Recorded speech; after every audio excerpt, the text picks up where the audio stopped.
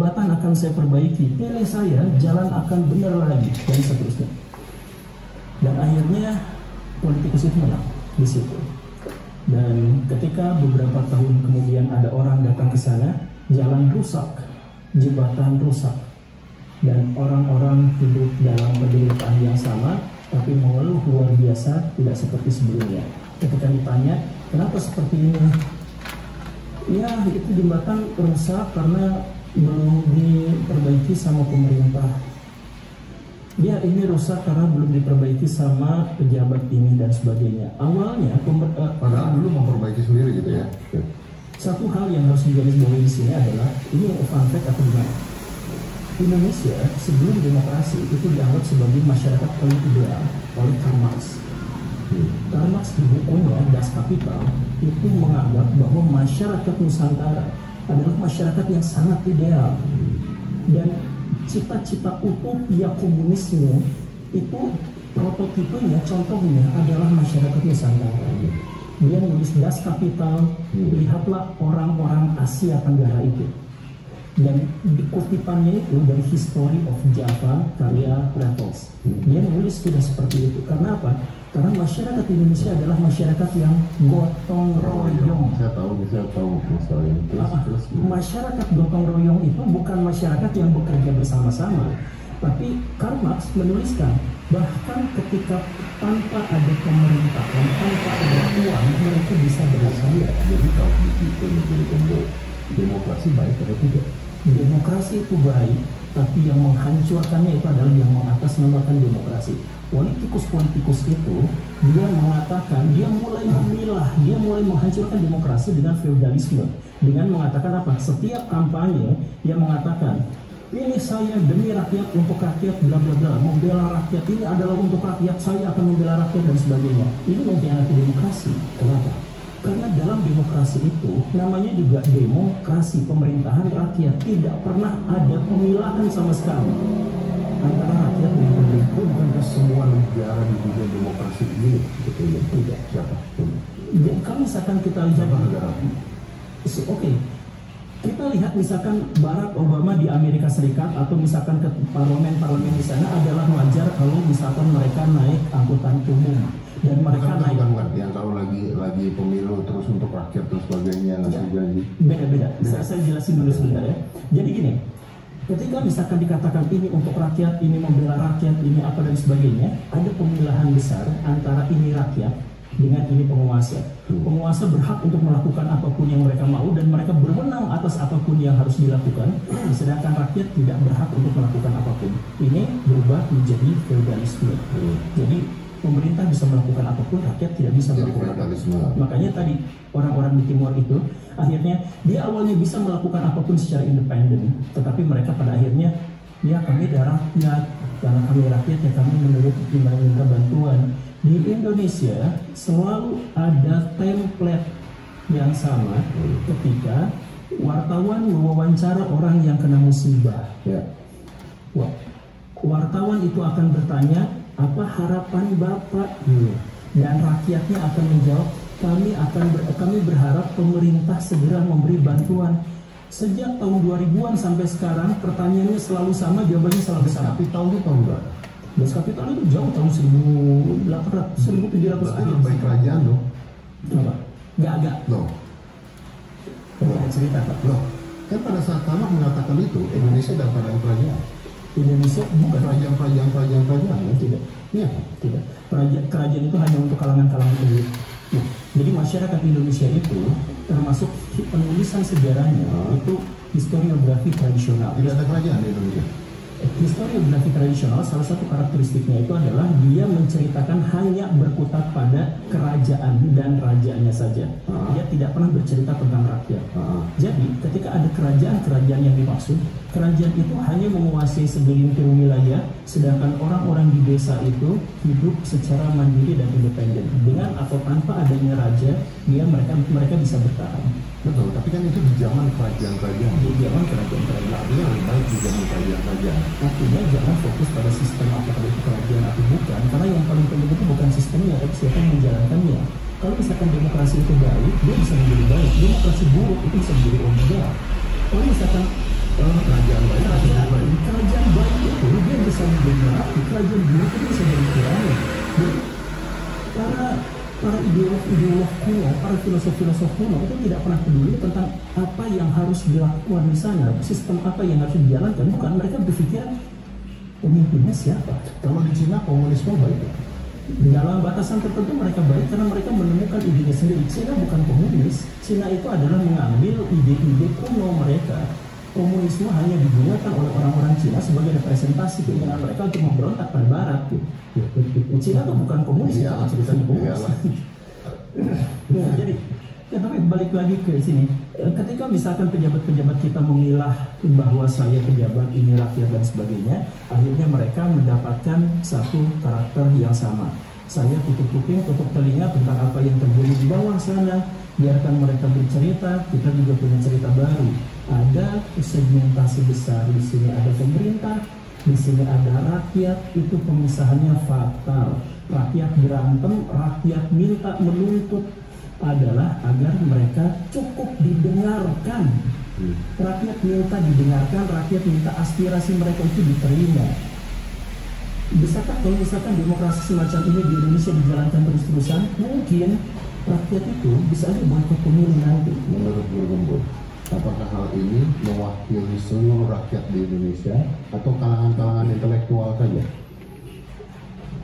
Yang seharusnya yang dipikirkan itu sebenarnya adalah minoritas kreatif, bukan masyarakat secara keseluruhan. Sebagian besar masyarakat itu mengikut kemanapun arus mengalir.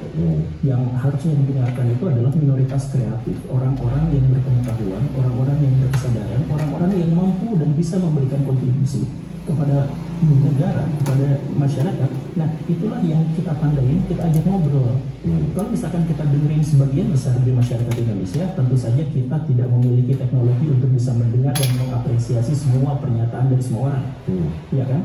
Tapi kita bisa untuk mengkolaborasikan, mengkoneksikan, mempertemukan gagasan ide antara para pemegang kebijakan dengan orang-orang yang memahami realitas. Tapi gimana caranya supaya, gua nggak bicara dari masalah pemerintahan atau enggak ya, gimana caranya kita bisa mendapatkan satu kesimpulan bahwa ini adalah keinginan masyarakat Indonesia secara besar, secara garis besar. Apa yang menyatakan bahwa ini adalah keinginan garis besar masyarakat Indonesia dibandingkan dengan beberapa saja gitu. Apa yang bisa membedakan hal itu? Ya, makanya gini, yang membedakannya apakah ini adalah kelompok pernyataan dari kelompok umum gitu atau bukan dari demonstrasi kemarin. Demonstrasi kemarin soal UU TNI. Siapa yang dukung UU TNI? Tidak tahu. Siapa yang mengusulkan itu? Dia menolak. Apakah siapa yang akan berubah? Tidak tahu. Tapi kita tahu siapa yang menentangnya. Banyak di berbagai daerah. Artinya dari situ kita tahu kalau yang mengusungnya kita tidak ketahui, sedangkan yang memprotesnya itu banyak, artinya mayoritas ada di situ. Nah, maksud saya begini.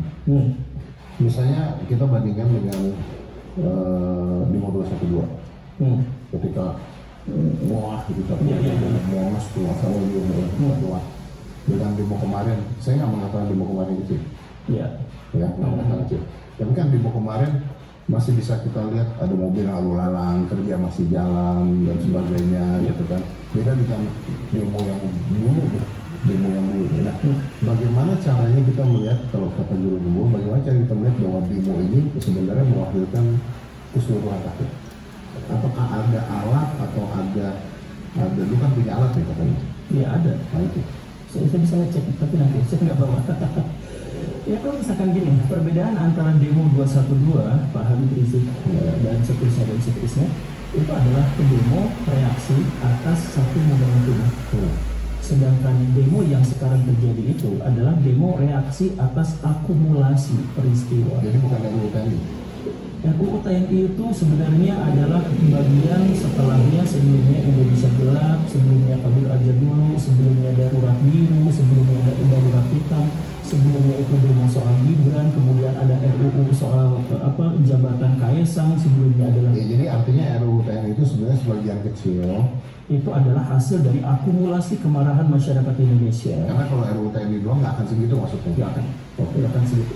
Jadi ini RUU itu bahkan kita nggak pernah lihat draftnya.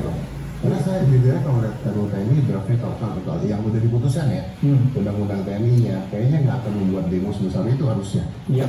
Ya. Mungkin saya belum baca. Rakyat dikasih akses nggak sih untuk melihat itu? Ya, yang terakhir udah dikasih tahu kan? Tahu. Udah tahu apa aksesnya udah belum? Udah dicek tuh. Karena ada yang bilang udah, ada yang bilang belum. Coba. Kan yang kemarin marah itu sebenarnya bukan soal aksesnya tuh di DPR tuh. Iya. DPR-nya tertutup. DPR kan? Rapatnya tertutup ya. Dokumennya tertutup, rapatnya tertutup, sembunyi-sembunyi, cepet-cepetan. Ya gimana masyarakat nggak curiga isinya apa? Coba Pak Deddy bisa nggak menjelaskan kenapa DPR begitu tertutup, begitu cepat-cepat, begitu ada di hotel mewah? Saya tidak melakukan DPR Pak. Oh, masyarakat bilangnya begitu Pak? Enggak dong, dari mana? Emang saya wakilkan DPR? Saya kan tidak mewakilkan DPR. Tapi kan itu ada penjelasan dari DPR-nya juga. Kalau menurut gue nanya gue pribadi sebenarnya adalah ya harusnya terbuka aja gitu kan intinya kan. Iya. Kalau terbuka, karena kalau menurut saya sebenarnya ketika sudah diketok, menurut gua pribadi ya, kalau menurut yang lain kan gua nggak bisa melihat sekolah semua orang. UU TNI-nya itu tidak seseram dengan apa yang awalnya keluar gitu loh. Kalau mungkin ya tidak seseram itu. Artinya kan demonya itu terjadi bisa saja bukan gara-gara hasil UU TNI ya, tapi demonya bisa terjadi karena kenapa kemarin tertutup, rasa curiga, rasa kecewa itu yang jadi demonya kan. Menurut gua loh ya. Betul. Menurut gua ya. Dan kata Pak Prabowo kemarin apa? Demo itu. Kata Pak Prabowo, demo ini ya wajar lah, tapi kita harus curiga ini disusupi oleh kepentingan dan seterusnya. Lagi-lagi rakyat yang disalah itu. Makanya, terus buka matanya Pak, ini tuh udah rentetan panjang gitu. Kalau disusupi sih bukan ya. Halo. Ya kalau disusupi bukan rakyat. Oh iya. Yang mungkin disusupi, oh ya sampai disusupi sama Josowas bisa kan gitu. Iya. Kalau rakyat kita kan masa maksud rakyat menyusup rakyat. Iya. Iya, paham. Oke. Tapi konteksnya adalah intinya, lu pinginnya apa? Semua pejabat publik lebih terbuka, lebih transparan, dan lebih berani untuk mempertanggungjawabkan kata-kata dan kebijakannya di depan masyarakat itu. Mereka jangan lagi rapat tertutup. Mereka rapat tertutup itu ngabisin sampai 270-an rapat dari 300-an. Setuju, saya setuju. Nah, makanya Ibu Puan Maharani kan harus mempertanggungjawabkan ini. Ibu Puan datang ke sini. Saya undang ke sini. Datang ke sini Ibu Puan Maharani, datang ke sini. Terangkan ya. Terangkan itu. Rakyat mungkin sekarang tidak lagi bisa menyampaikan suara pada DPR, rakyat sekarang sudah tidak, tapi rakyat bisa datang ke Ponpes, ke Kompuser untuk bisa meluapkan apa yang mereka cemaskan. Ini bagus. Nah, tapi nggak tiap hari ya. Saya kan harus ada itu juga brand. Iya, dan gini nih. Oh iya ada brand ya. Kalau tiap hari bahasnya rakyat kan. Pemerintah rakyat tuh. Iya, ada polemik, ada apa? Iya macam-macam. Tapi memberikan ruang, intinya memberikan ruang. Ya mungkin cuma gue yang bisa kali. Iya. Dengan podcast besar ini. Ya. Kalau lagi mikir mau undang siapa dulu kan? Oke, siapa dulu orang itu? Iya. Misal, ini lu mau ngomong Ibu Puan. Kenapa sih tadi Ibu Puan? Ya, karena dia adalah ketua dari DPR yang sekarang itu dianggap paling tidak transparan. Padahal dia dipilih oleh rakyat. Pemilu menghabiskan berapa triliun, 14 atau berapa triliun untuk memilih orang-orang yang ternyata tidak rapat sesuai dengan keinginan rakyat. Tapi kalau datang berarti artinya gua nggak bisa ngobrol berdua dong, harus ada lawan bicara. Ya. Gua kan menengahi kan kita. Boleh. Iya. Tapi kalau di ruang juga kan tangguh tuh. Oh iya, dari ruang di. Iya. Atau misalkan ekonom apa segala rupa ya kan kita tuh punya banyak orang gitu. Kita tuh Indonesia itu Pak kaya akan orang-orang hebat, kaya akan orang-orang jenius, kaya akan orang-orang yang bisa berkarya. Kayaknya memang gua mungkin untuk melakukan itu karena menurut gua satu orang yang mungkin mau politiknya, karena gua adalah salah satu orang yang mungkin menurut orang di pemerintah, tapi gua temenan sama yang bensin, gua temenan sama gua temenan sama lu, maksudnya teman, bener-bener teman gitu loh maksudnya. Iya makanya gua itu atau apa? Ya, saya bersemangat sekali. Berarti dia sudah berubah. Kalau di sini debatnya terlalu dekat. Jadi kata semua tuh terlalu dekat kalau di sini. Oke, nanti kita undang ngobrol sama pejabat publik. Nah, tapi nanti kalau Anda ngobrol, ntar Anda dipikir masuk presiden. Ya maju apa? Ya, tidak apa-apa, resiko. Cuma yang saya tetap akan mendeklarasikan bahwa saya independen. Ya. Percaya atau enggak ya terserah, tapi saya independen. Saya tidak, saya gini nih Pak, posisi saya ya. Saya tuh sering diundang sama pemerintah untuk misalkan bikin pelatihan, untuk jadi konsultan. Datang. Dan saya bantu, insya Allah bantu. Karena saya tuh gak benci sama pemerintah, saya tuh gak oposisi pada pemerintah. Saya tuh fokus pada kebijakan mereka yang aneh, sikap-sikap mereka yang tertutup. Oke. Jadi intinya kalau tidak Ibu Puan Maharani, Pak Luhut bisa panjaikan.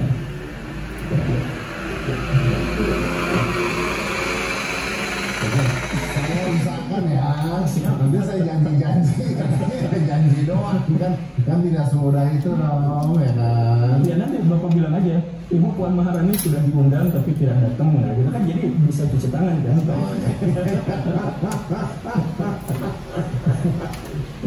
benar. Tapi ya memang harus ada jalan tengah ya intinya ya, untuk saling bicara, saling terbuka ya. Karena kalau misalnya nggak ada jalan tengah, nggak terbuka ya jadinya sulit. Karena kalau gimana bisa menggandeng orang juga, gimana bisa memahami kalau yang dipahami tidak terbuka gitu kan. Ya, siap. Saya terima semua masukannya, tidak mewakili siapapun. Ya, saya mengapresiasi penerimaan ini Pak. Tidak mewakili siapapun, tapi kan siapa tahu saya ada jembatan ya untuk beliau tersebut untuk hadir lalu berdiskusi secara terbuka gitu ya intinya ya. Kalau diskusi studio Pak Indrawan itu justru aja Pak kita jadikan. Kasihan dong, Anda kenapa merugikan orang? Saya nanti nggak musuhan sama Anda, saya musuhan sama Pak Indrawan. Ya kita ada studio bisa kita pakai lah, ya kan? Ya tapi menarik. Oke, pokoknya kita usahakan dan gua mengucapkan terima kasih lah buat karena kalau gua tuh menghargai sekali teman-teman gua kayak Ferry Wandi, Dio Dembul, Raymond Chin lah yang orang-orang bilang musuhan.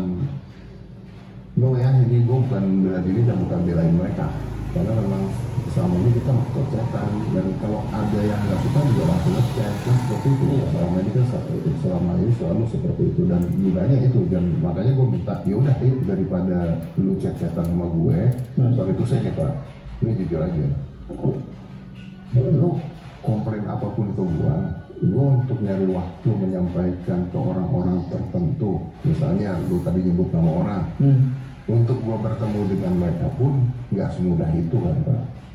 Kalau lu bicara di Kemhan mungkin gue bisa kontak Pak Safri gitu, tapi kan ya lah nggak semudah itu. Tapi kalau di sini kan pasti yang dengar banyak nih, nyampe dong, gitu dong, nyampe lah gitu.